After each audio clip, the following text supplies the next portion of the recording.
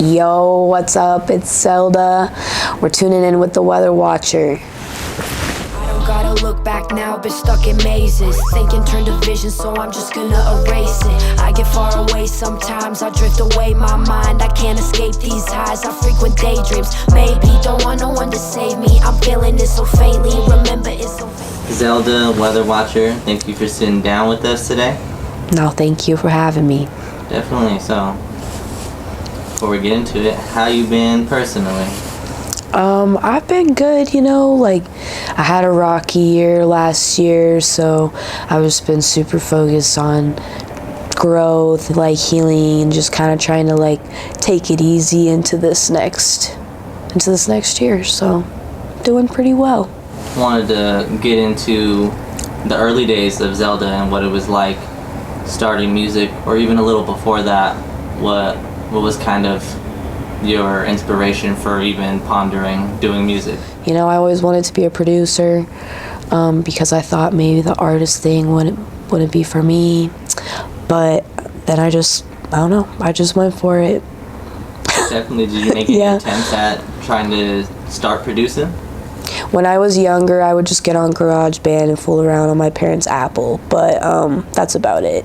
It never got serious, so I haven't even dabbled in that since. I would love to actually get into it now. As being an older person, I have a laptop now, I have my own computer, so just art now, just lyrics, just writing, production. Segue into starting to write lyrics, or even think maybe I can get on the track if I'm not making the beat? I was always a really poetic person, I like to think. I love to write, just in journals growing up, and I loved hip-hop music, so it kind of just transformed into me writing poems, writing notes in my phone, and then turned into putting them to beats and kind of experimenting with that. And I remember the first time I tried doing that. I was probably 18, and it wasn't until I was out of high school where I really started to be I'm gonna do this, I'm gonna write music. So, and then I just kind of started looking up beats on YouTube and just fooling around with it. And then I remember I wrote something, we went and recorded it, and they're like, okay, that was kind of good.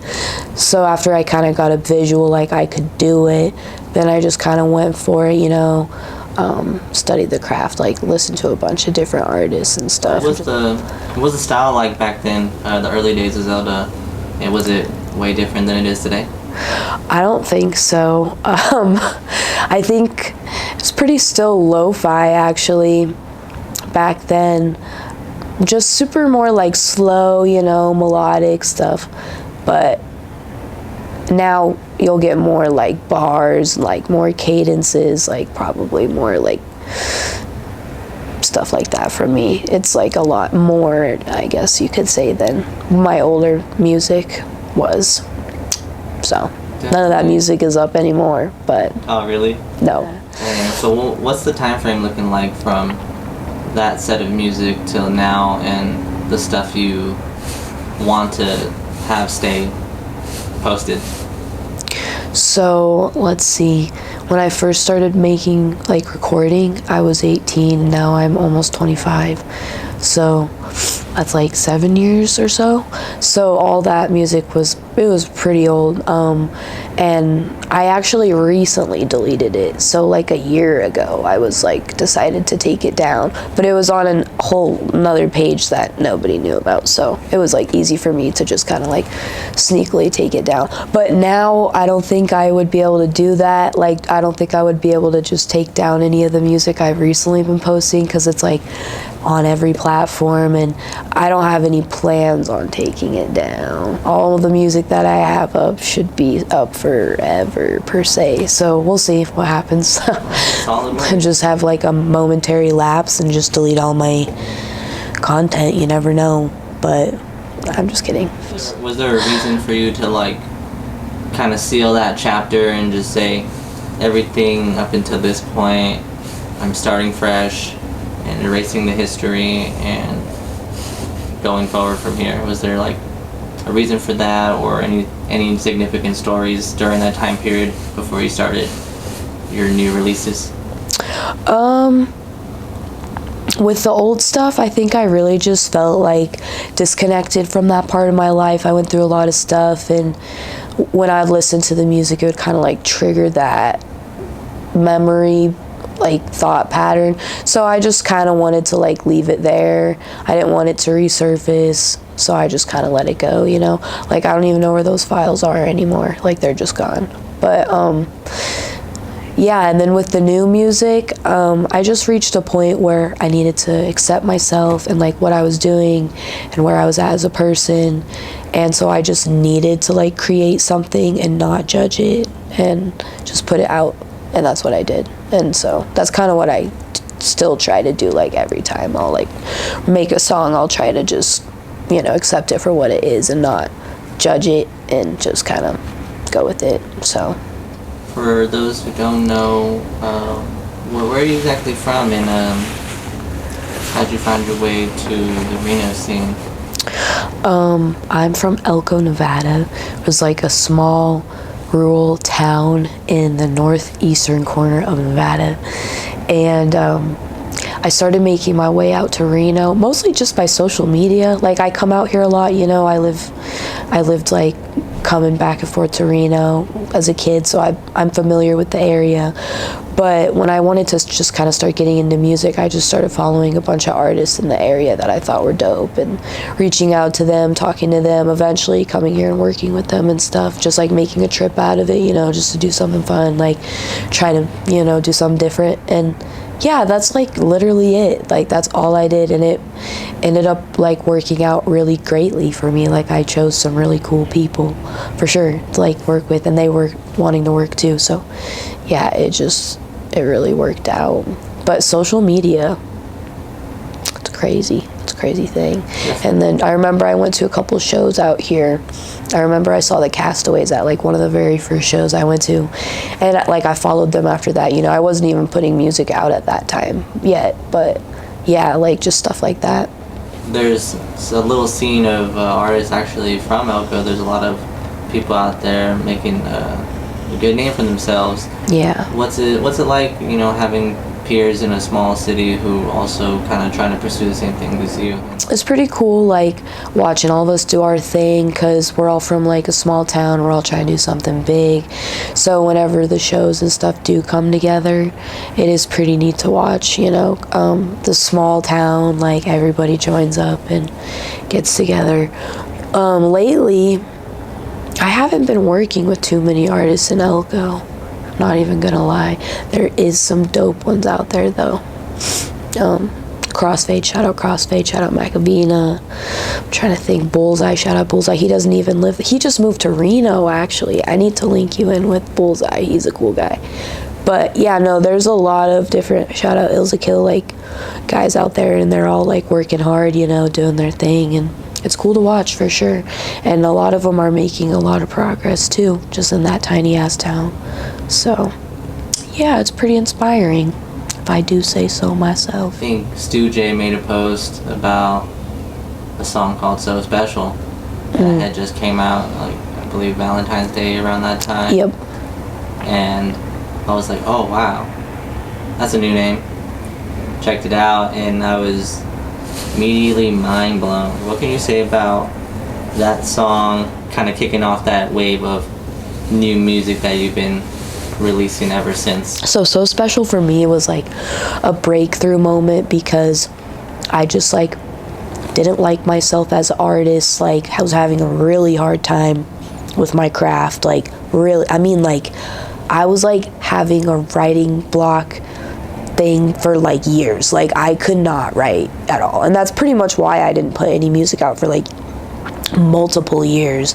But So Special for me was like the song that I just sat down, like the beat came on, and I did not feel blocked. Like I just felt, I don't know, I just felt good, and I just started writing, and I just let myself write down literally anything and tried to make it into like the way I was feeling, and then it ended out just working out really well. Like it all pieced together really well, and I was like, wow, I needed that. Like I just needed that as an artist. And so after I made that song, I went and recorded it. I was really excited about it, and it kind of like gave me a new little beginning of just where to go off from like a songwriting standpoint, because I was struggling so hard with my craft.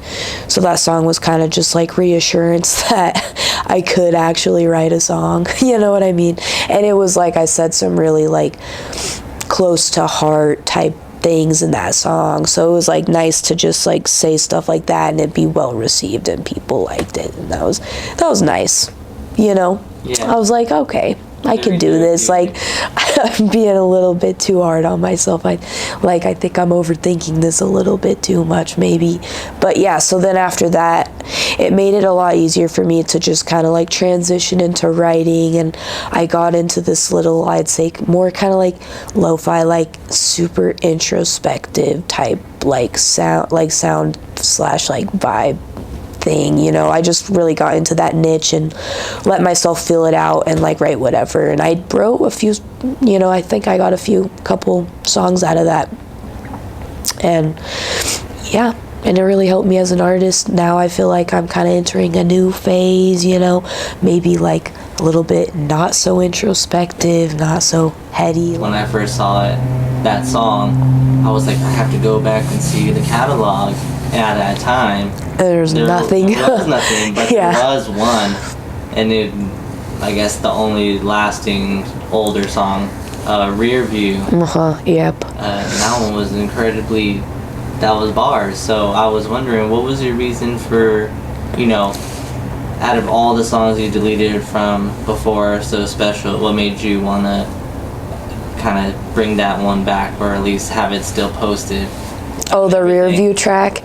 So that was like a random, that was like a song I made in between my just like really bad writer's block. Like, I didn't write music I wrote music, but I didn't record, do anything like that for years. But then I just like wrote Rear View, and I made myself finish it. I was like, I need to do this for me. So I just did it, and it was just one of those songs that it made it got finished. It did get to go get recorded, and I didn't want to put it out on like, you know, any main platforms. I just put it on SoundCloud. So for me, that's like low key enough to where I'm not gonna overthink it. I'm not gonna be like, oh, this is my old stuff. But I did like that song, and it was really well received at shows, so that's why I ended up going and re-recording it with Ill and reposting it on every platform.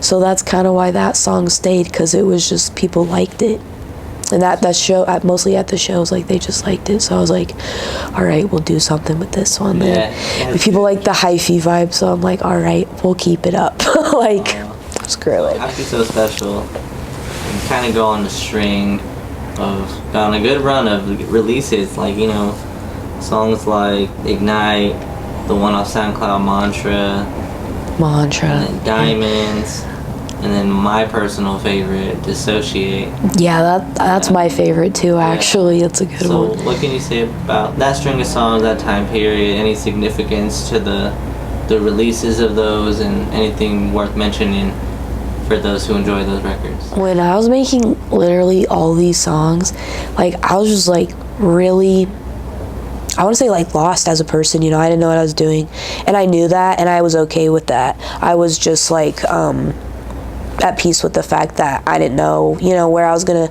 go or end up or whatever. I was just kind of trying to figure it out. And so these songs are kind of just like an experiment. They were definitely all an experiment. Every release I put out last year was an experiment, just to see like how people react to me doing stuff like that, like what I can even do in general, because I've never done anything like that. And they were also just kind of like me finding myself and figuring out who I am as an artist, because this was like my real starting point was last year, you know, where I really started to take it seriously and just really like make songs and put them out and see what people thought. But yeah, so like those songs were really just like me identifying with myself, finding myself, and trying to put the way that I felt into words, because that was always something that I had a really hard time with doing sometimes when I'd write. Like, I just couldn't get my feelings into like a nice like sequence. So I felt like I finally kind of found a way to do that. So I just kind of took it and ran with it, and then like tried to figure it out from there. And now I kind of feel like, you know, we're getting places, I think. So yeah, but those were those songs. They were all just, and none of them were super planned either. They were all just really random, really spontaneous. Like as they would get done, I'd go record them, plan photos, you know, plan cover art. I didn't do anything too crazy last year with visuals. Like I just did some pictures and then no videos, whatever. But yeah, so yeah, like nothing too big on those really. It was like a big experiment year for me, just to see like what I could do and what people thought about it. That was kind of it. Sativa, all on me. I really need some indica to feel my needs. These rappers out here faking, that's all we see. They looking like replacements to Squad and G. Been at this shit for years, so we do it with ease. Showing love to peers while they jocking the steez. Shit about the drop, so haters get on your knees. This shit will never stop, they better get up to speed.